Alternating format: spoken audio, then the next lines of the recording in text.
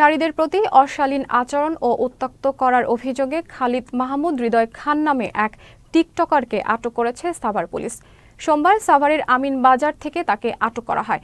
এ বিষয়ে সোমবার রাতে সংবাদ সম্মেলন করেন ঢাকা জেলার অতিরিক্ত police super Savar circle Mohammad Shahinur Kabir. তিনি জানান, আটক যুবক সাভারের বিভিন্ন স্থানে নারীদের প্রতি অশালীন আচরণের মাধ্যমে উত্ত্যক্ত করা সহ পাগলের বেশে বিভিন্ন মেয়েদের হিজাব ছাড়া বের না হওয়ার জন্য অশালীন মন্তব্য করে, যার ভিডিও টিকটক সহ সামাজিক যোগাযোগ মাধ্যমে ছড়িয়ে দেয়। যুবকের এমন কাজের কারণে সমাজে অস্থিতিশীল পরিবেশ তৈরি হওয়ায় তার বিরুদ্ধে আইনি ব্যবস্থা নেওয়া হচ্ছে বলে জানান তিনি।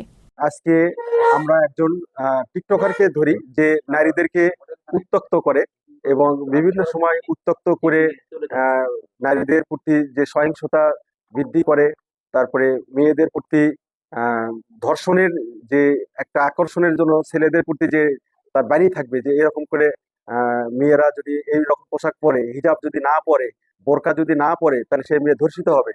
তাহলে এর মাধ্যমে অন্য 10 জন ছেলে ভাববে যে এই মেয়েটা এরকম করে আসছে।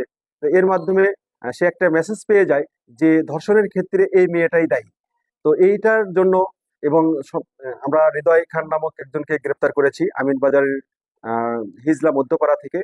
তো তাকে গ্রেপ্তার করার ফলে তাকে প্রাথমিক জিজ্ঞাসাবাদে জানা যায় সে টিকটকের করে এবং এটার মাধ্যমে সামাজিক যোগাযোগের মাধ্যমে সে বিভিন্ন রকম ভাবে মেয়েদের হেয় প্রতিপন্ন করে এবং বলে যে তুমি বোরকা পরো না কেন, তুমি হিজাব পরো না কেন, তুমি তো ধর্ষিত হবে।